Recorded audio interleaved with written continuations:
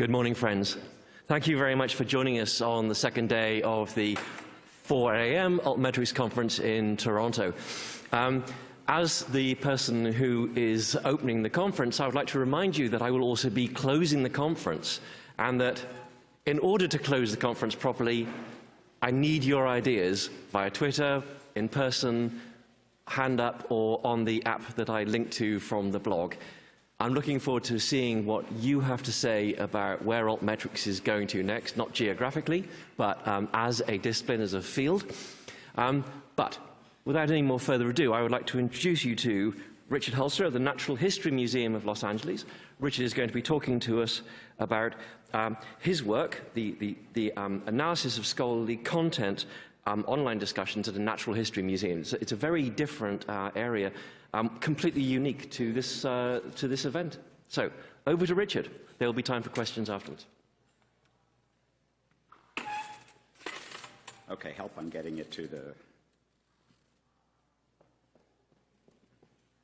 all these techies, but we all have problems doing this, okay, right? So it's escape, and then you just want to close that down, and you want to go into first day presentations. Here you are, Richard, and then to get it you can see your open. Okay, great. Good morning, everyone. How are you? How many librarians do we have in the audience anyway? Wow. Okay, good. As Mike was saying, I work at the Natural History Museum in Los Angeles, and so what I'd like to do is I'd like to talk to you about three things. One is the context of which my whole talk is all about, because I think it's important to understand the background of where this all comes from. And then I'd like to talk to two different areas. One, the museum as a research institution, which a lot of people don't necessarily think of a museum as one, and then also a museum as publisher. We are a scholarly publisher, and some of the benefits and challenges of that. So starting out with the context, the Natural History Museum in Los Angeles, as opposed to the one in the UK, is a family of museums, actually, and we have our large exposition park site where we have the dinosaurs and all the other good stuff, and beautiful gardens, and that's where I have a large library of over 250,000 items and departmental libraries. And we also have the La Brea tar pits. You may be familiar with the tar pits, and I have a small library and archive there. And we also have the William S. Hart Museum, and William S. Hart, is this on automatic? I hope not. William S. Hart is a Western movie star way before John Wayne, and he willed his estate to the county, which we were a part of at one point in time as far as management. So anyway, all right. So there are a lot of different departments in the museum, and some of which are in the sciences, and those get the biggest press. And yesterday's talk and during the workshop, there was a lot of folks that talked about more of the sciences. But we also have history, anthropology, and archaeology. And archaeology in particular spans both the sciences as well as the social sciences and whatnot. And we have mineral sciences, among others. And a lot of these kind of departments publish in small society publications. They're really critical to their particular areas. Many don't have DOIs, many don't have a lot of things. So I think this machine is all on its brain of its own. What's telling me to keep going. Okay, so the other focus for all libraries, museums, and archives is to demonstrate that we are 21st century useful, that we're not a warehouse of materials.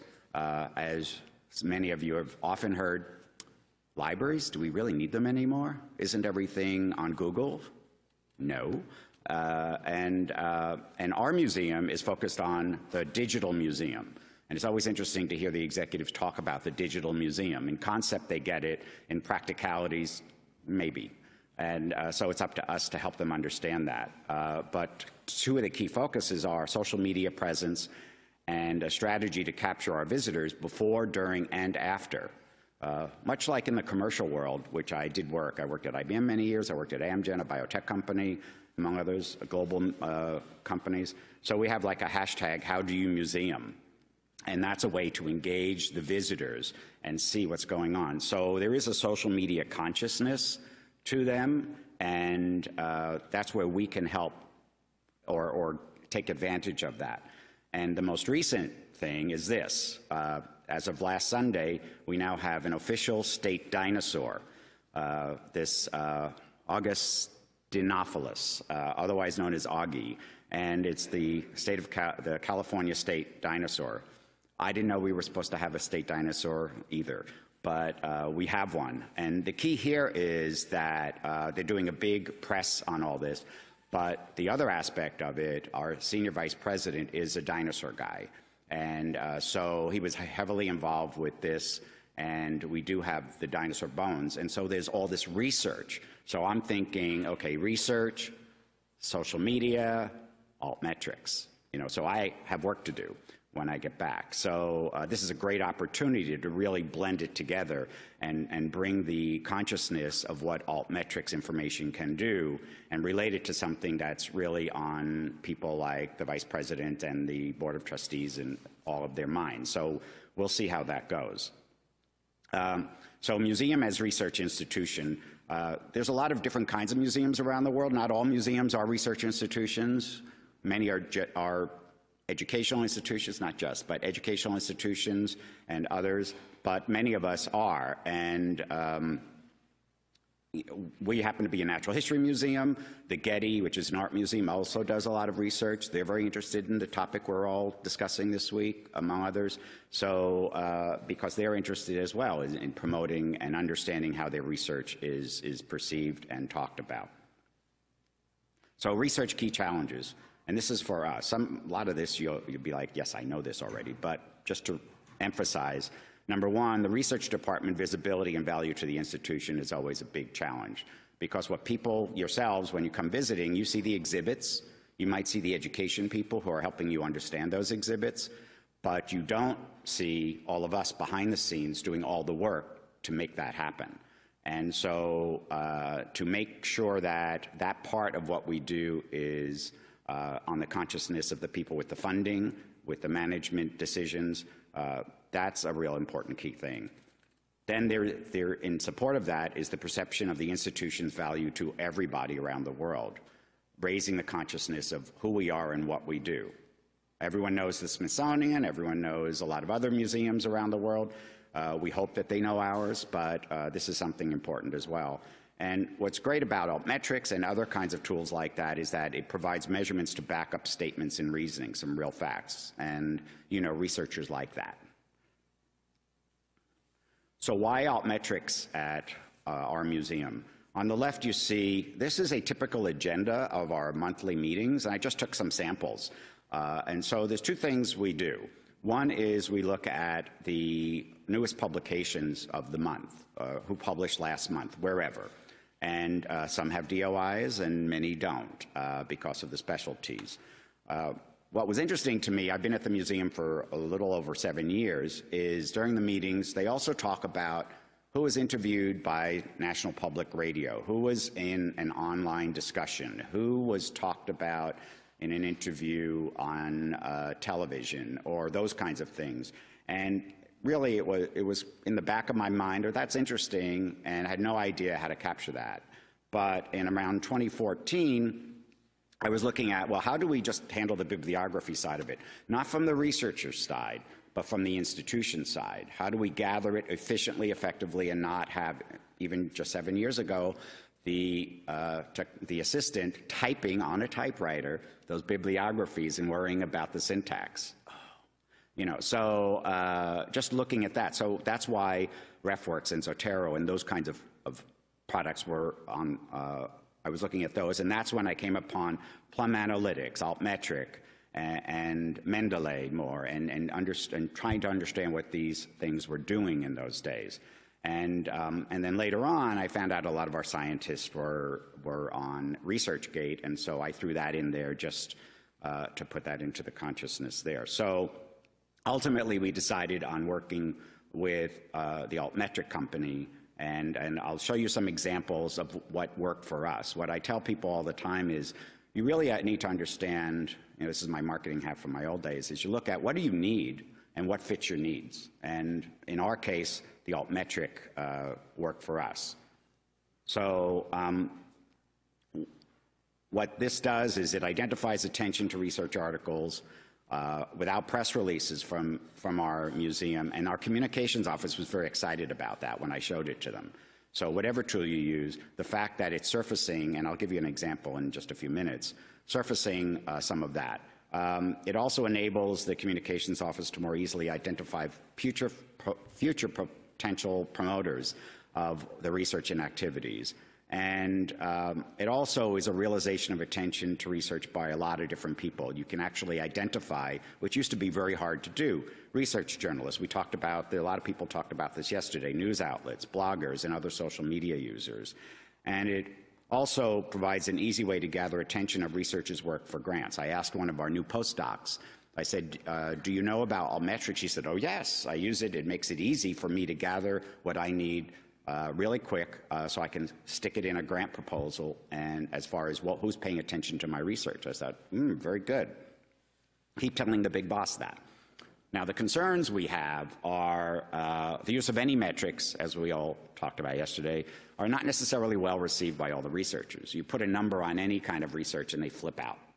It's like, I don't do my research to be the most popular. I do my research for XYZ reason of doing the research. So if you're going to look at just what's popular and who rises to the top, then I'm not for that. It doesn't capture all the published research. There's so much that is not in traditional peer-reviewed journals necessarily. It doesn't capture all the online discussions of research projects, as we know. And there's always that question of who's manipulating and gaming things. All right, so back in 2014, this is what we had just started, and we put a few publications in to the Altmetric company. And then I looked at that again a few years later, same time frame, and it was interesting to see, just by looking at graphs like that, just the difference in activities and the different sources. So now here's where it gets interesting for us and how people use Altmetrics, is that on the upper left you see, and this was in 2015, there was this article that had something like 15 different authors, of which our echinoderms curator was one of. And this rose right to the top. And echinoderms are not necessarily the biggest topic on people's consciousness, sea stars and whatnot. But this had to do with a lot of climate change analysis and things, and also diseases and invasive species. So that was really popular in those days, along with a parasitic fly that was around. And so they were holding their own for a while, and then a reptile, a plesiosaur from the Mesozoic, that was in reasonable shape. But then, just this year, well, last year I should say, we had hired a new curator. And think about it, if you're the new curator and you're doing this wonderful research, and it's great to have your research being paid attention to. It's more interesting, it's even better that it rises to the top of interest in using Altmetrics. And again, popular versus whatever, but let's put that aside for a second. But, and this kind of information is good for the senior vice president who's interested to seeing how, did we make the right choice for the people? Well, clearly, some of our mission is to be out there with you all, the public, and make sure that you understand the research we're doing, and this is a way to prove that. So that's all pluses.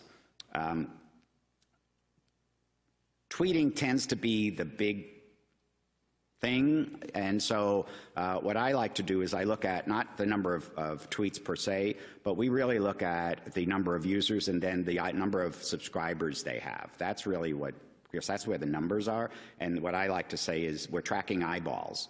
So you look at PLOS, well, naturally they're going to have a lot of subscribers, but then you look at somebody like Jacinto Davila, and this guy is in Venezuela, and he's got a lot of followers, and look at how many tweets, 66,000.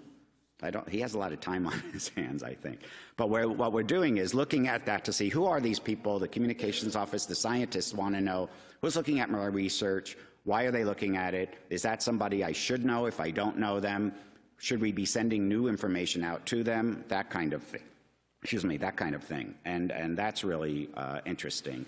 And then looking at people like our vice president and his research and just seeing, well, what of his many articles are being talked about?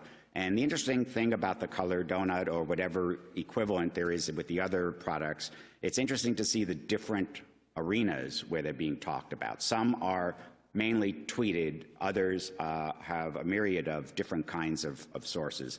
And so that helps the researcher understand what kinds of things they should either be doing more of or taking advantage of.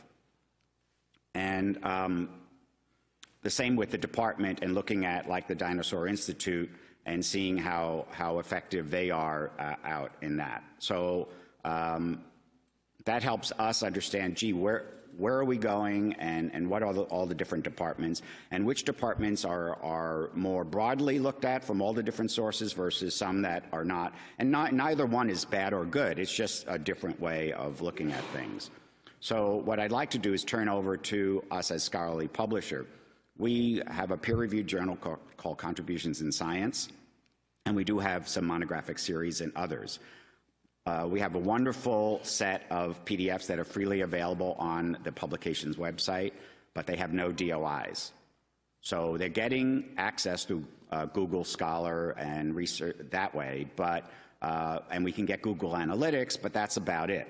So we spent a lot of effort, and the Biodiversity Heritage Library, of which we are an affiliate member, we digitized and uploaded that journal this year with the help of the Smithsonian Libraries and others, and did a lot of article-level metadata, manual entry, so that we could track it. And it's got great potential for altmetric tracking, and there's a couple of options we're looking at. One is the holy grail of using a URI or URL, a permanent URL for articles without a DOI, or assigning the DOI either by ourselves or through the Biodiversity Heritage Library, who is looking at that. And there's pros and cons to all of that, and we can talk later about that. But you can see on this diagram on the top, there's a couple of different ways you can look at the permanent URLs in the BHL. They have at the title level, but they also have it at what they call the item level, or the equivalent of the article level, and then at the page level. And it's which ones do you use, how do you track them, how do you conglomerate them? It's an interesting challenge. And so the benefits we see to this for us is that from the institution side, the Altmetrics aligns with our institutional focus of quantitative and qualitative analyses, because it does provide a window into the counts, just like circulation counts in a library. Who comes in? You don't know which one of those people wrote that amazing book or got a Nobel Prize, whereas you had 10 other people who were just there for their homework for their latest English class, right? It also augments marketing and communications analysis tools, and useful for any kind of research and those that serve researchers.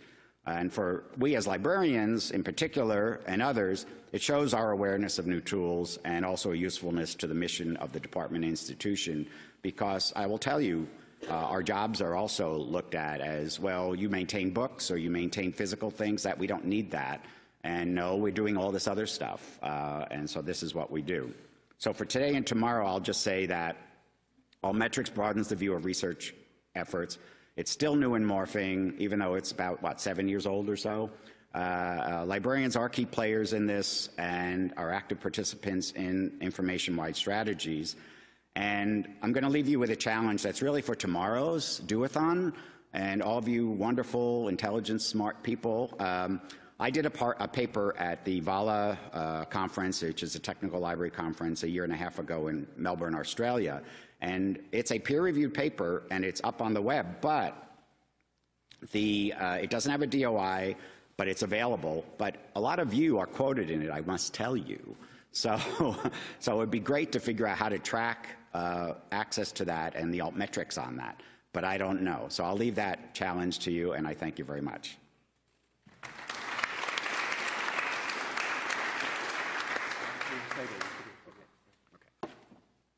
We'll take some questions if you have any. We've got a couple of minutes before, so we can take 2 or 3 questions. If there are any. Oh, there we go. We've got 3 questions. I think that'll probably do for us. Should we start in the back there, please?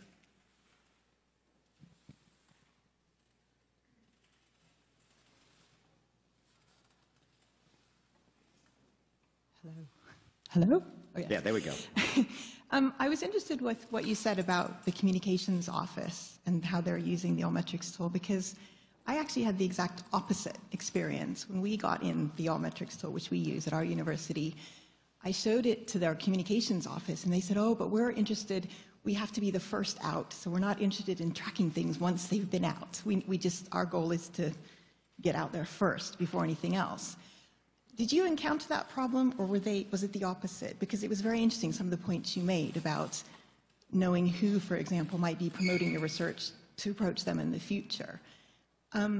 Did you encounter, were they positive about it? Did you have to convince them, or did they go, whoa, this is great? We also had a little bit of that, because they do, their focus is getting out there first or getting out there big. The idea with the museum, it's a quasi-competitive situation, right? Because we're all looking for funding and stuff. So they're looking at that. But what they told me, they were excited right away, which was very nice to me, because I was kind of surprised, honestly, because I thought I would get what you're talking about. And what they were saying was, we didn't know, that densovirus article I was telling you about, the sea stars. They had no idea about how strong an attention it was. And there was also another one, which I didn't talk about in that big group, that they said, we don't have a press release on that. We need to get one. Because what happens is they rely on the scientists to tell them, I just published something, or I'm about to publish something, here's the information.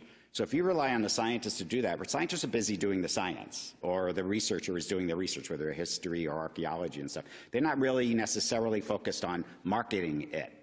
And so the communications office has relied on the scientists. And so this helps them do that. They have something else. They happen to license something called Extensis, which is one of those tools that do the broad data dump kind of thing, which overwhelms them with data daily.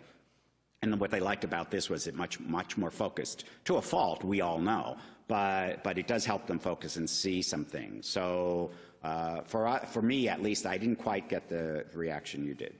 Great. Thank you so very much. we had 2 more hands, and we're going to have to be quite quick if we're going to take both questions. Do we still have 2 hands, or do we have... One in the back. Yeah, she's oh, right okay. there. Thank you very much. Thank you.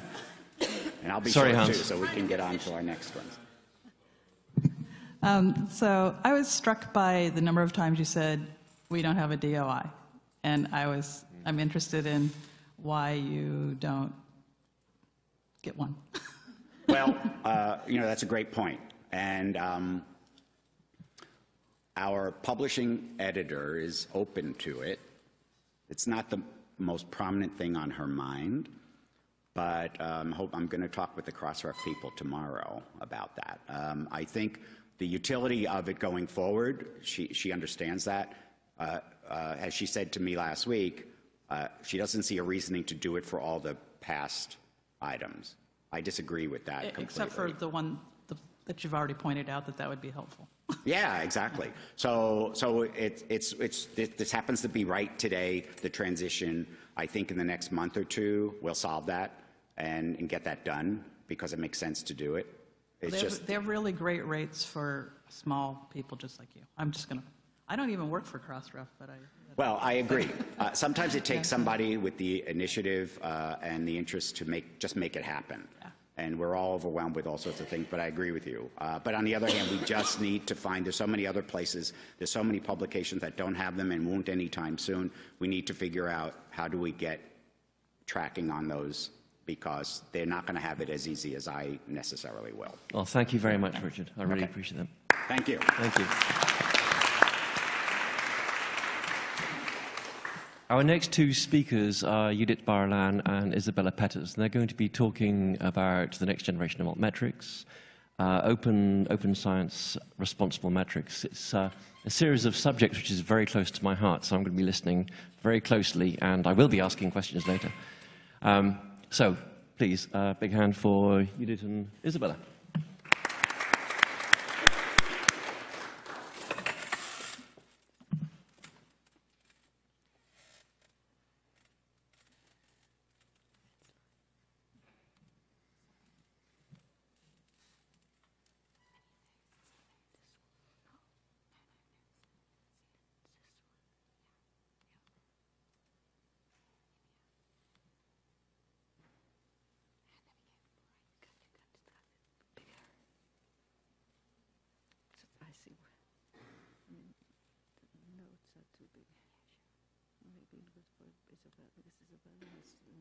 Okay, so leave it. Okay.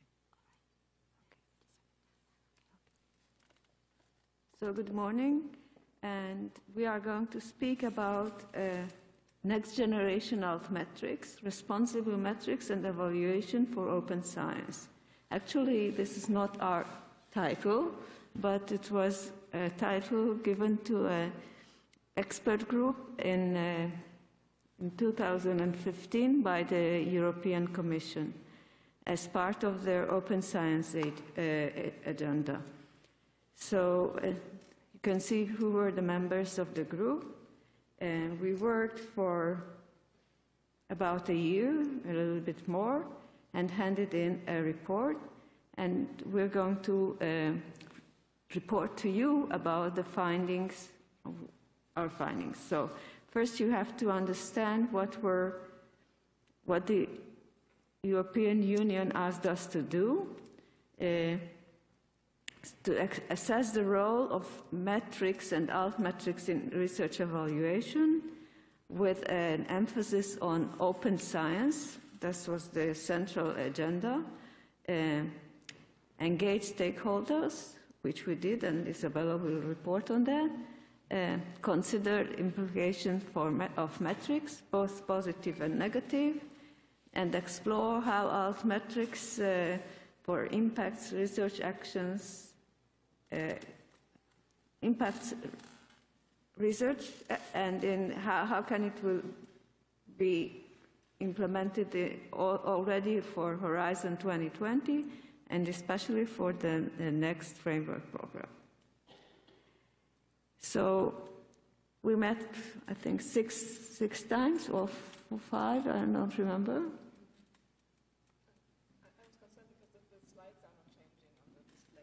Ah, why? Oh, okay. It's good that you tell, because yeah,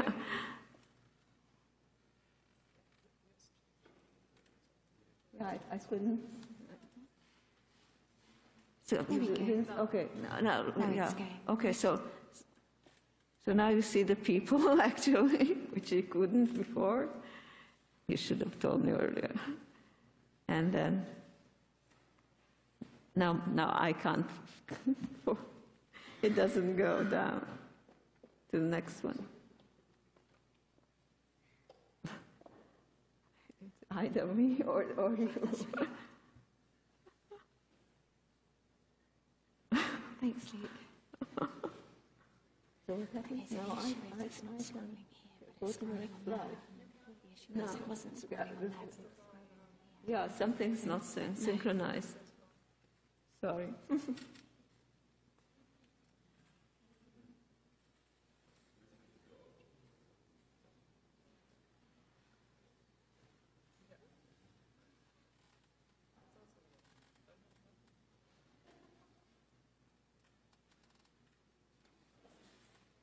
Okay.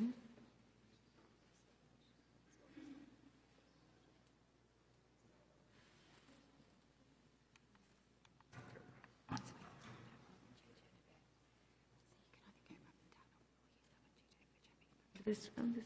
Okay. So, just a few words about the workflow. We're synchronized now, I see. First of all, you're supposed to decide what matters and how to measure it, and check if there are available indicators for the task. If not, develop new indicators, test the indicators, and if they are not measuring what you really want to measure, revise them. And things that you have to take into account are validity and reliability of the measures, and also keep in mind that measurements influence the measured processes. So if everyone knows that the number of tweets that publications get is a parameter in promotion, then they will make more effort to have more tweets or anything else. And one more thing is that, a saying attributed to Albert Einstein, not everything that can be counted counts, and not everything that counts can be counted. Now, let's say a few words about traditional metrics. Well, you know that they are based on citation and publication counts, and they are not sufficient for assessing the influence and the visibility of research. They take time to accumulate. There are several other problems with the impact factor, also with the H index. There are disciplinary differences in publication and citation culture, and of course they don't take into account societal impact at all. However, this doesn't mean that we have to throw them out altogether. And even for open science, there might, besides citation counts and publication counts, which are important for open science as well, you can have other indicators, traditional metrics that can be useful. Maybe like if you want to measure citation advantage of open access publications, yes or no, and collaboration in open science projects, these have traditional metrics, and usage, which is something between traditional metrics and altmetrics, I would say, like downloads and views, and also reads, which is more an altmetric already. Now let's go to the advantages of altmetrics: increased visibility, and expanding our view of what impact looks like, exposing research to the public, involving the public, discussions, commenting, and including non-traditional sources. This is important, like blogs, data, software, and tools. They can all be measured by altmetric indicators. And there are events, and these events can be measured and counted, and these occur fast. This is one of the main advantages of altmetrics. But altmetrics has, as you know, also challenges with coverage, transparency, validity, dynamics, disciplinary differences, gaming, and you'll see that gaming was important for the stakeholders, and acceptance, both by the research community, and we heard this before, and also by decision makers. Intermediate conclusion is that altmetrics, bibliometrics, and peer review should all be involved in assessing science, whether it's open or closed. And now I turn over to Isabella. Yeah, thank you. So now let's have a look at the results of the expert group. So now I want to report on the famous report we wrote. But first, let me tell you something about how we developed the recommendations. We had several hearings with experts. We ourselves were called the 6 experts of this group. We also had a call for evidence, and we also asked the people from the 3 AM conference to give feedback, which we also incorporated in the report. So that's why it's only consequent to report back on you on the 4 AM conference. You can find the recommendations, or the whole report, which is about 25 pages long, at this website, tinyurl. I use tinyurl, not the bit.ly link, which is common here, but think about next generation metrics, and then you will find it.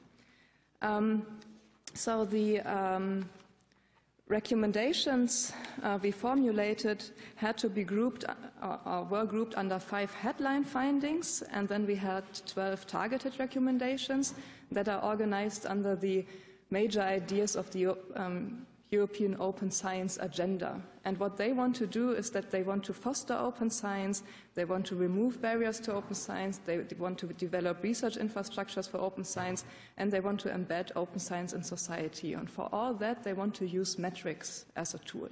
And we had to come up with the recommendations how to do that, basically. So the headline findings we had as the group are the following 3. There are no perfect metrics. Neither alternative nor traditional metrics can be considered perfect. We have to keep that in mind. Responsible use of metrics is key, and open science requires open metrics. This is an outcome we had from the 3am conference, and which we were very concerned of, and which we really tried to bring into the mind of the European Commission. So everything else, what's now coming, can be kind of subsumed under these major recommendations, and I want to show you only some recommendations we've given, because I think otherwise it would be too boring for you to just listen to all the recommendations. So please feel free to read this in the report. So let's start with the selection. In line with the principles of responsible use of metrics, an open science system should be grounded in a mix of expert judgment, quantitative and qualitative measures. We need to know which forms of assessment are useful in what contexts, which metrics are robust enough, and who should count as peer, and how we handle peer review in open science. Hence, providing guidelines for responsible metrics in support of open science is seen as a short-term goal of the open science agenda that in the long run will foster open science. That is what we hope, at least. The next recommendation is that we should make better use of existing metrics for open science. Although many metrics do not reflect transition towards open science so far, we know that Altmetrics, for example, have the potential to complement more traditional impact assessment, as Judit already told us. We know that they are fast and reflect impact almost instantly. They are broad and do not reflect impact on other scholars, but also on other audiences. They are diverse, since they can be applied to various forms of research outputs, and they are multifaceted, since they reflect different forms of engagement with those research products. So you can count retweeting, sharing, everything, basically. However, there are also traditional metrics that can be exploited for measuring engagement with open science, for example, co-authorship metrics that measure collaboration. The short-term goal must be to assess suitability of indicators for open science and to encourage development of new, appropriate indicators in a responsible fashion. A comparison of closed and open science may support decisions. Suitable old, alt, and new metrics should go hand in hand. They do not substitute each other, but complement each other, and they will give a holistic view on all the research products and the impact research products have. The next recommendation is open, transparent, and linked data infrastructures for metrics in open science. And we formulated this to achieve a responsible use of metrics. And we think that infrastructures are needed because metrics should be underpinned by an open, transparent, and linked data infrastructure, and standards are key in this regard. We need standardized and open data collection processes, standardized indicators, standardized identifiers, and standardized data formats to make assessment comprehensible and complete. Right now, Altmetrics suffer from a bias towards research products with DOIs. Other identifiers or products without identifiers are still not counted. There's also a great variety in what platforms are crawled to gain Altmetrics and what forms of engagement are counted. Moreover, platforms such as Twitter only provide part of the data, and we do not know what part of data that is. Here, transparency and interoperability on all levels support constant change. When thinking further, Openness, as in open science, should also entail free use. But standards alone do not guarantee adoption. Providing the technical infrastructure is a first step, but a systemic change is needed as well. One of the most significant obstacles to the goals of open science lies in the incentive structure of academic research, which often fails to recognize, value, and reward efforts to open up the scientific process. Researchers may even hamper their careers when they do open science. Hence, the short-term goals are to use open metrics and to reward adoption of open science principles and practices. And we hope to remove barriers to open science by doing so. In light of open science, its intended benefits, and the categorical change of the research system it requires, the last recommendation is the most important for me. Measure what matters. Too often metrics are developed because something can be measured, rather than finding other ways to account for the actual effects at work. Do not mistake the map for the territory. There may be a number of impacts that cannot be reflected by a metric. In open science now, we should reverse engineer. Start with what is most important, with what the users need, and what European societies value most. Availability of data should not dictate our decisions and the development of metrics. The short-term goal here is to highlight how inappropriate use of indicators can impede open science. Inappropriate metrics can counteract the goals of open science, for example, by reducing the diversity of research because of the tendency of journals to only publish mainstream science, or by creating incentives that severely increase problems of research quality, integrity, and reproducibility. Metrics need to be developed carefully and with such effects in mind. Responsible metrics that follow those principles can serve as incentives for and as indicators of engagement for open science. As such, they may remove barriers to open science since they increase trust in science and the scientific system, which is an important factor for both the supply side and the demand side of science. And you recognize maybe the words of the European Commission, which we also try to incorporate in this report so that they recognize what we were talking about. The final recommendation we want to give is the following. Next generation metrics, whether it's alt, old, new, everything, should better measure, reward, and create incentives for open science. We have shown that altmetrics are suitable for certain purposes, also in open science, but they are definitely not ready for a one-to-one translation. And the same holds for traditional metrics and everything what we've seen so far. Thus, we need evidence first about which metrics support open science and which measure what matters most. Research, pilots, practical examples are needed to make informed instead of reckless decisions. Please feel invited to read more in the actual report. And we discussed this report and some of the discussions already with two people at the Open Science Conference. One of them was Professor Stefan Hornbostel. He is a professor for the sociology of science, and he took a closer look at the new data which comes in with altmetrics and when you use altmetrics for research evaluation, and he tried to find out whether we face old problems or whether we face new concepts, and you can see a little bit of an overview here what conclusions he drove out of that.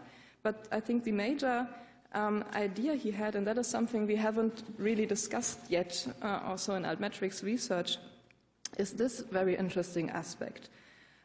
He asked us whether we encounter new problems when working with new data, and he came to the conclusion that yes, since altmetrics do not only count and assess, they also help us to decide what to forget, because an archive also has the task to forget something, so we have to decide what we do not need in the future.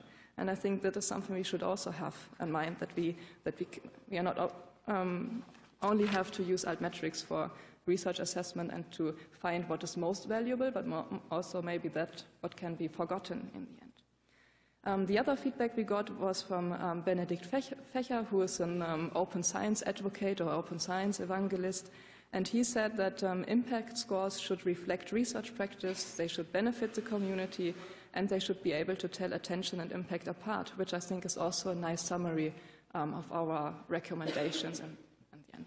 So he only needed some lines for that. We had 25 pages to recommend that for you. So I think I will stop here.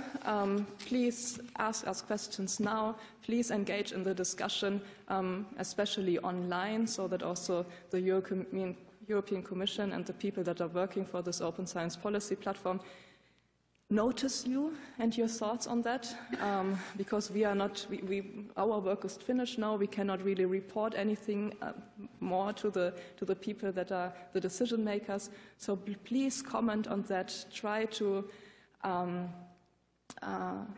try to express what you think is missing in the report or what is good in the report, so that we have a lot of publicity, so that the decision makers really can make good decisions that are also, reflecting what you think about that.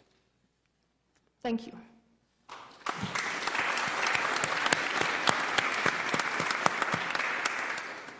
Thank you. We don't have very much time for questions, but if there is perhaps one or two from the audience, we can deal with them. Ewan AD from Altmetrics.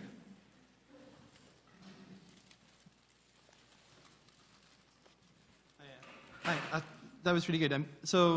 Obviously it's quite an objective study, and a lot of the recommendations seem like they're true all the time. But I'm just wondering, from a kind of subjective point of view, if you were asked to do this again in 5 years, is there anything where you think, like, oh, I really hope that I can change that recommendation or add this new? Like, is there anything that you really wish, subjectively again, the Altmetrics community was doing to push in a particular direction? Do you want to start first? Usually I should not answer these kind of questions, because I'm always too honest in these things. Well, in 5 years' time, things will definitely be different. So there will be different recommendations. But these are quite high-level recommendations, so some of them probably will be okay in 5 years, and others will have to be replaced. This is my opinion. And yours? Well, but maybe we would even change something right now. Yeah, I would definitely do something different. I tried it all the time. The recommendations we had now are a compromise. I learned a lot by drafting these kind of reports. I learned a lot about the processes these decision makers apply to come to their ideas. The thing is now that we gave this report to another group. They will read this report, they will try to interpret something out of it, and then they will do another recommendations, and then somewhere at the end, somewhere in 5 years, or maybe more, we get the real recommendations, or what the European Commission really thinks. Yeah. Okay, we have one more question, but it will need to be reasonably brief. Thank you. Thank you very much. But you didn't, in my opinion, you didn't really say what we should value. So what do you think, should we value quality of research, innovation, impact, attention, that sort of stuff?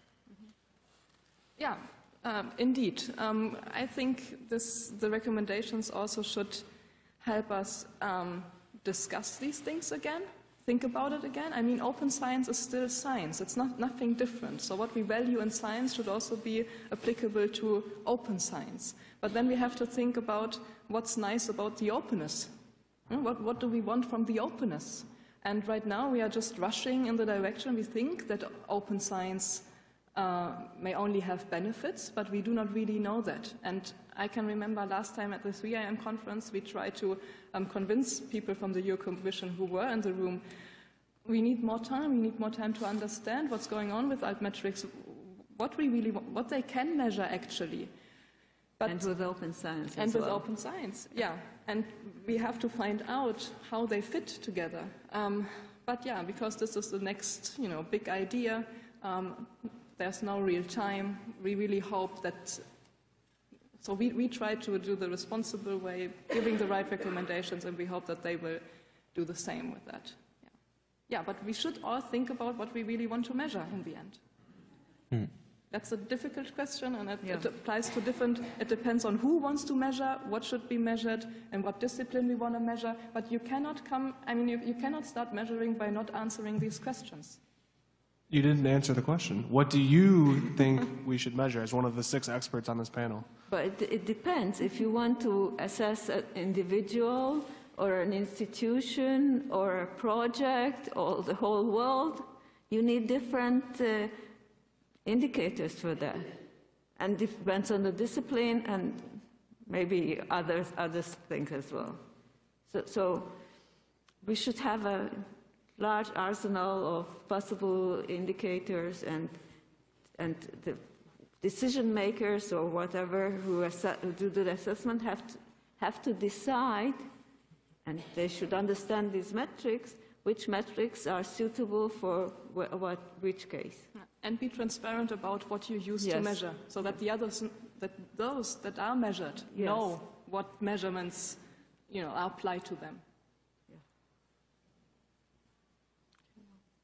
Thank you. Thank you very much indeed. So we're going to move on to our final speaker today, Chris Manuel from the Canadian Institutes of Health Research. And Chris is going to be talking to us about using Altmetrics to understand the research landscape. Not the first time we've been talking about maps and territories and landscapes today.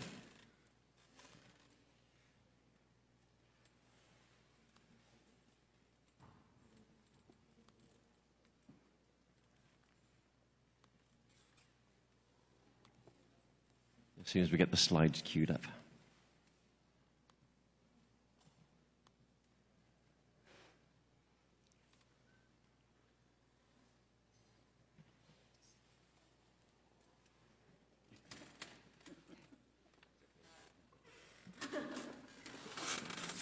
By the way, if my chair collapses, you may be treated to an impromptu comic moment.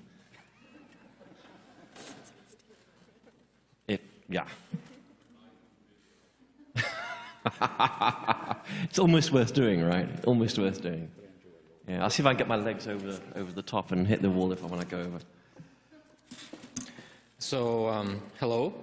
My name is Christopher Manuel. I'm a corporate performance analyst at CIHR, and I'm going to speak to you today about a large part of what my responsibility is at the organization that I work for.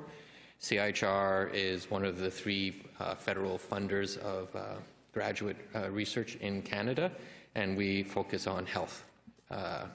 We distribute about $1 billion a year through grants and awards, both open and strategic. I started working at CIHR in 2010. I was new to the field of evaluation, and fortunately I had a new manager new to the field of evaluation as well. So they had their normal teams, and he tasked me with finding potentially new ways of measuring the outcomes of the research that we supported. And what I'm presenting is not the only thing we do. We have multiple lines of evidence, and like an evaluation, you need to triangulate your findings to make them stronger. But my particular responsibility was finding some way to connect our dollars to observable outcomes beyond the immediate outcome level, all right? So this was developed in about 2012, this theory of change, but it was really what was guiding me from the onset.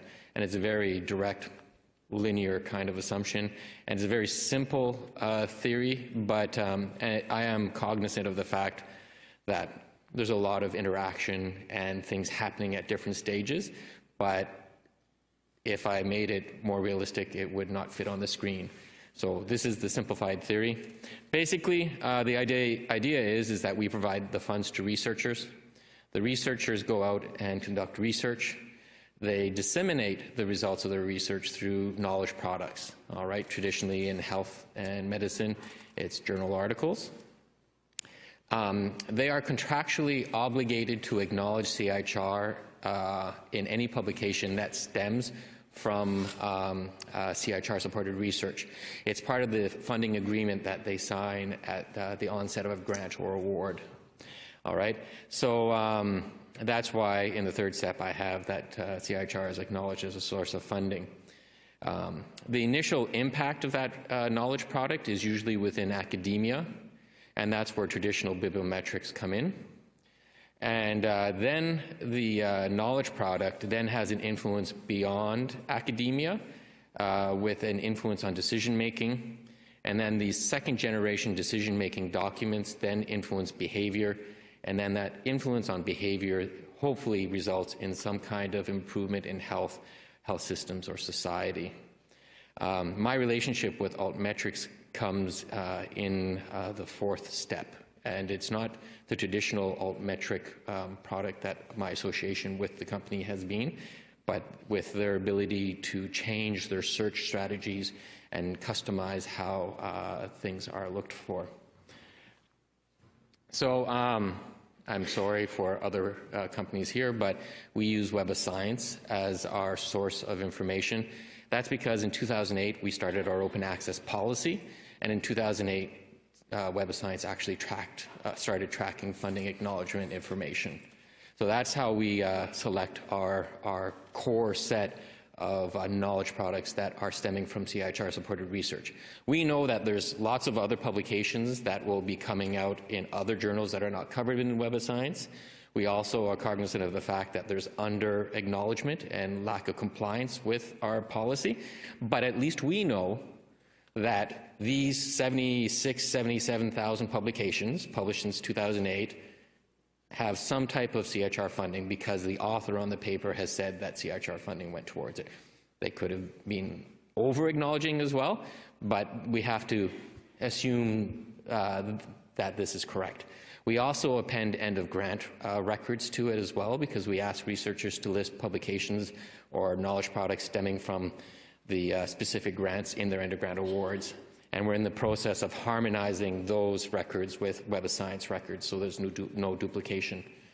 The next step, and that's all, that first bit was really how we measure influence within academia using largely traditional methods. We also then measure influence beyond academia by systematically harvesting downstream documents. We do this is because not all of our publications have DOIs or URLs, and a lot of government publications don't include any kind of identifier in the reference. I know in the evaluation reports I participated in within CIHR, there is no DOI or metadata behind the evaluation report. So there's been 3 runs of this. The first run was with the cooperation of AHRQ, which is the Agency for Health Research and Quality in the United States. They piloted the approach looking at guidelines in the National Guideline library they maintain. We had, we couldn't afford continuing doing it that way, and we also didn't like the fact that it was exact matching. So we contacted eventually Altmetrics, and this is where our relationship basically happened, and I will describe the process. But largely it's, we know that these, at that time, 40,000 knowledge products have some CIHR funding. And like in bibliometrics, we want to see an observable evidence of it being used. So we asked Altmetrics to search through a database of all Health Canada documents and Public Health Agency of Canada documents and a slew of other health technology assessments, CADIS documents and guidelines and other things to find any instance where there may be a match where our research was used by the authors of those downstream documents. And then we also recently, well, in the last 2 years, we've done it twice, used the exact same approach but with patents, looking for any instance where a patent references CIHR supported research as a source of evidence to support the intellectual idea that they were applying for. So I'm not spending a lot of time on the traditional bibliometrics. We do it. We subscribe to Insights, and we also almost always contract out bibliometric studies. But part of the agreement of a lot of the studies recently has that they share the unique identifiers of the publications they include in the publication set. because that unique identifier is key in finding out whether or not there's been an observable influence beyond academia, so we can complement their reports with our beyond academia data. So when Altmetrics did the matching process, they delivered an Excel file with potential matches, all right? So each of the matches had to be manually validated.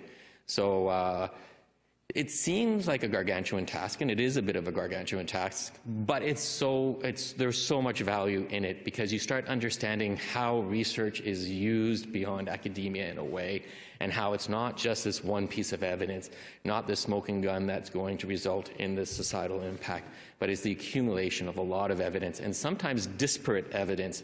The evidence was created, that knowledge was created for this purpose, and it was repurposed by this other entity to support this decision-making document.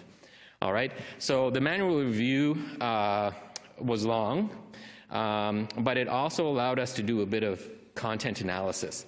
So when there was a valid match found, and that was largely you open up the PDF, you search for the title, you find the title, it's valid, then you have to go through the document to find out where and when the information was used in the document and apply a strength of influence score.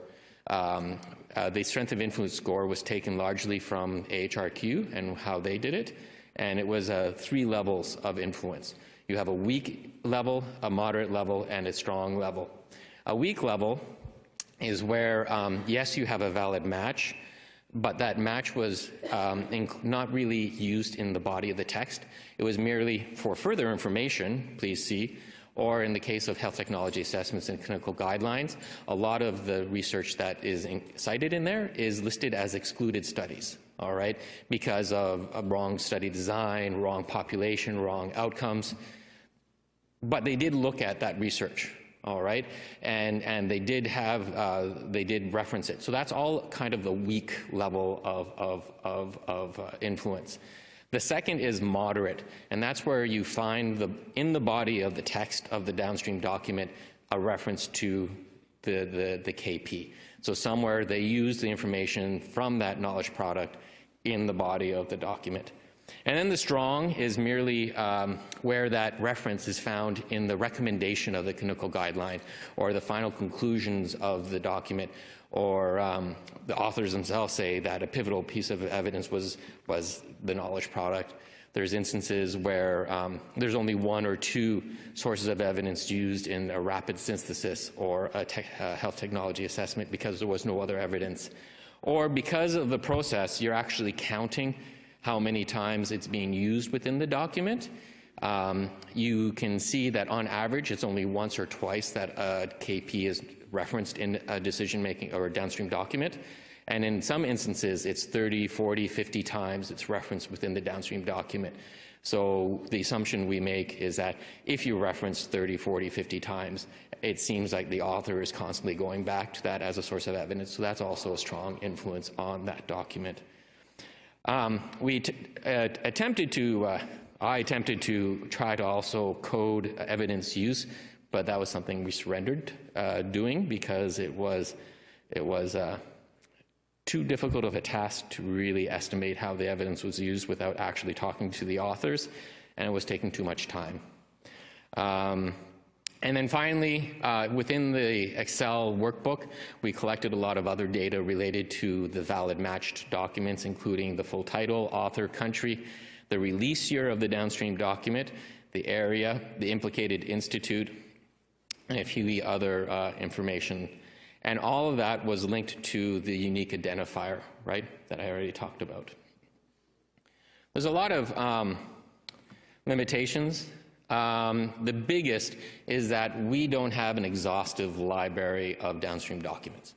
Right now, we have every federal department of Canada, all of their publicly available documents. That's from VRail, RCMP, Health Canada, Senate, House of Commons. It's the full set, and that's about, this year's, it's close to 200,000 documents. And then we have another 50 or 60,000 documents that we've pulled from provincial health ministries, CADIF. We also went beyond Canada.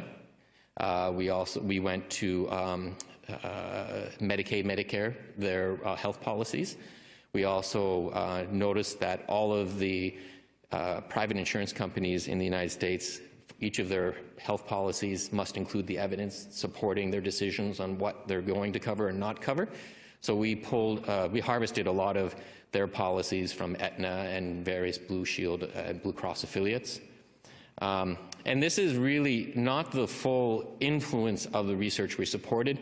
This is only the influence of the research that we can observe to have had influence, right? There's a lot of influence happening where they're members of committees or they're members of working groups. We can't capture it using this approach. That's where we need to use case studies and more in-depth interviews and things like that, and that's not part of my responsibility. Anyways, there's a long list. I'm going to skip how we create the custom publication sets. I'm going to describe a few of the ways how we're using the OIBA data. OIBA is just a way for me to describe observable influence beyond, within and beyond academia. For performance measurement, most of the performance measurement strategies have some kind of data being pulled from this stream of evidence. And most often, it is the percentage of supported research with an observable influence beyond academia. We also pull exemplars of impact or influence stories from this that I'll show an example of later. We have new parliamentary reporting requirements. I believe we have 11 indicators. 5 or 6 of these are OIBA related. We have the traditional normalized citation score. We have specialization index. But then we also have percentage of health-related federal government documents observably influenced by CIHR-supported research. So basically that means we went through each of the Health Canada and PHAC documents, confirmed which ones actually included references, used that as a denominator, and then calculated the percentage of documents. We also have, as an indicator in our departmental results framework, percentage of CIHR-supported research that has observably influenced a patent via the matching of the ascension numbers, and also percentage of CIHR-supported research compliant with OA policy. This is something that the actual Treasury Board was very interested in. They really wanted to know, the phrase was, I believe, how many of those publications can the average Canadian go onto Google and get? All right, so we had to come up with a methodology for measuring compliance with OA. We also include it in institute reviews and in evaluations, and the current evaluation that's using this data is the operating support evaluation. It has multiple lines of evidence, including bibliometrics, which is being done by a private entity, and they're sharing with us the ascension numbers within the publication sets. And we're using the data also to create case study candidates for in-depth interviews and research to show how research has gone from our funding to the university and beyond. Some of the indicators are largely grouped within the CAS framework for impact, which has several impact categories. Some of these I have listed here. So within capacity building, I'll just put up all the numbers right away. So capacity building is largely about improving the ability to conduct research or absorb research. Part of the process of what we do is we download all of the information related to the KPs, knowledge products that acknowledge CIHR, and then we map them to all of our funding. We identify which of the authors are CIHR supported, and then we get their funding history, and then we associate the funding history based on windows of support. All right. We tried using funding reference numbers or application numbers to associate to the publication, but only about 40% of the publications actually included, acknowledgements included the numbers. They just merely referenced CIHR. And as we dived into it and delved into it, it became more and more apparent that, yes, we could try to say one grant or one award went to supporting this research, But there was a large number of grants and awards associated with the authors on those papers. And that's because we weren't restricting the analysis or coding to just the nominated principal investigator. We're looking at any role that could ostensibly be using the funds by CIHR. So we're looking at the principal investigator and the co-applicants as well. All right. So by using this mapping data, we could tell that there were about 16,000 unique PINs. That's personal identified numbers. There was an average of 2 per knowledge product. There was 10 unique application numbers associated with it using the Common Purse of Funding. And then because we've mapped it to all the administrative data, we know which one, the sex of the authors that are CIHR. This is CIHR centric. We don't know anything about any of the other authors. And we also could get the career stage, right? So 20% of the titles had at least one early career researcher listed as an author. Advancing knowledge is just traditional bibliometrics. Then we had informing decision making. There you can see that we had just under 3,000 unique titles of downstream documents influenced by CIHR. Percentage of supported titles, so that's the knowledge products. 15.5% of the publications that were released between 2008 and 2010 had an observable influence beyond academia. That's going to grow as we run successive studies, largely because of lag, right?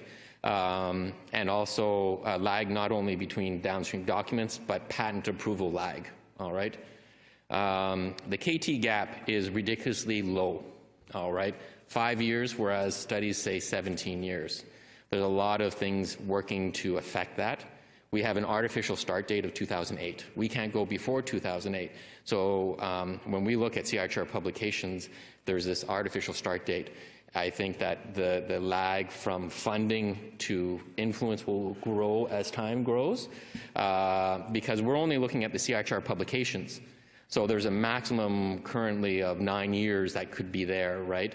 So as we continue to collect this information, the lag from funding to influence will probably increase.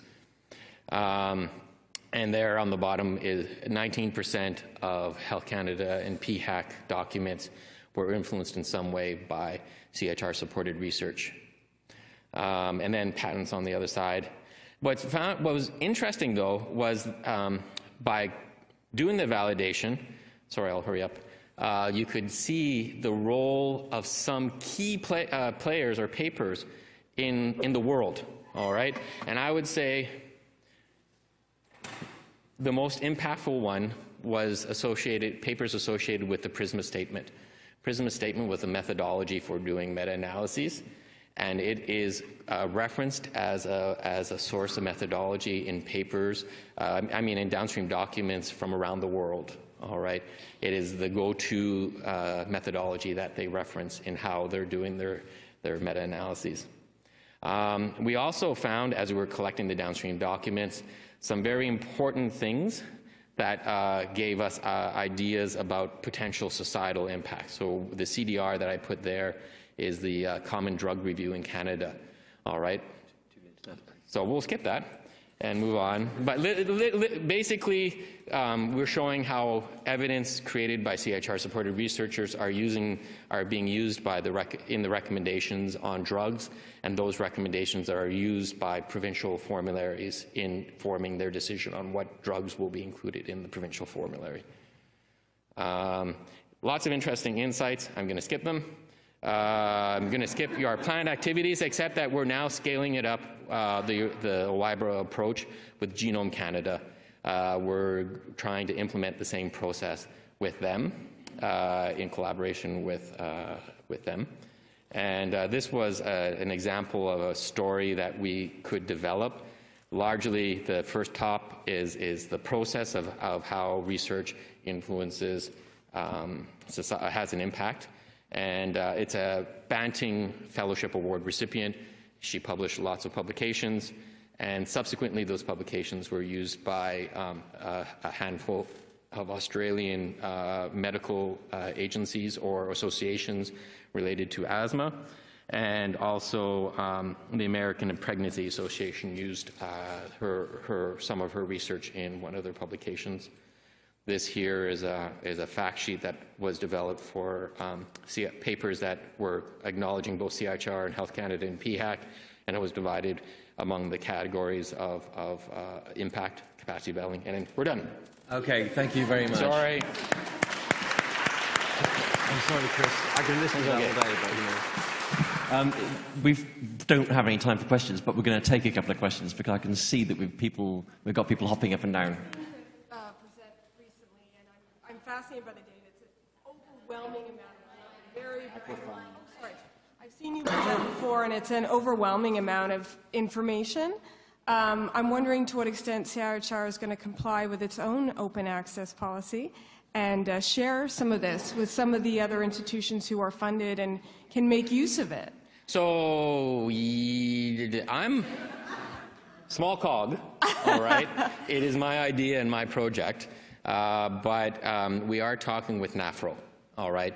Because I know I've done a unofficial pilot for MSFHR in British Columbia, and they really liked the information, like really liked, but they can't use it. So I think that the idea is to first try to see if we could collaborate with the provincial funders, because part of the gargantuan task is the harvesting of downstream documents. All right.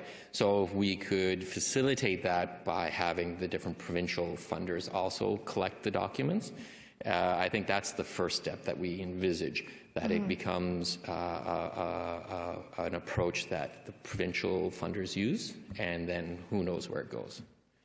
But small cog. Andrea. Thank you. Hi, I'm Andrea Mihalik from Plum Analytics. Fascinating talk and a great example for other funders of what really the kind of data, if you put a lot of time and effort, what you could collect. The one fact or one data point you gave that I'm really interested in was talking about the time of knowledge product creation to measured impact. And did I hear you right that you said you thought it would increase that amount of time? It will increase over time. All right. So right now, that is an average of all of the funding we associated with that knowledge product, which is about 2.5 years to publication, and then about 2.5 years to influence on average. So that's 5 years. But because we started in 2000, we can't go earlier than 2008. We don't know what which CIHR publications are pre-2008. So in those guidelines or in the Health Canada policy document, there might be other CIHR publications but, that were published before 2008, but we don't know that. Okay, great. So you're talking about once you analyze your historic data, that goes back, not the things you're funding now you expect it to take longer to get to impact. But as we continue to collect the data. I wanted to make sure I didn't mishear, because I was like, wait, that seems like the opposite. No. Yeah. But as we collect more and more data, then we'll see the 2008 publications being referenced in more recent documents being released, and it'll be more accurate. Excellent. Thank you. Thank you. We have one more question in the middle here.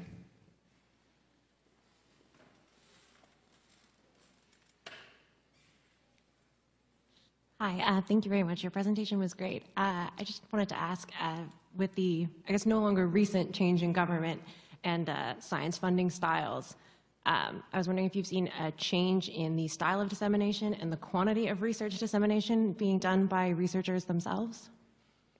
There's always been an increase. There was a dip in numbers in 2014-15. And that's, you can see on Web of Science if you go onto it, right? In terms of impact and influence, it's too early to say. But I know that I was always supported well by management in the development of this. But in terms of open science, I don't know if that helps as well. But open science, this was not supposed to be a trick question. I'm sorry. Open science has been slowly increasing. All right, in terms of compliance with open access. So I don't think I can answer that. I'm sorry. That's okay. Remember, I'm not policy. I'm tiny corporate analyst, and this is what I do. It's very exciting. Well, thank you very much indeed. And we're going to close this session now. We're a few minutes late, so I think we'll probably be trying to have a slightly truncated coffee break. So see you back here in a few minutes' time. Bye.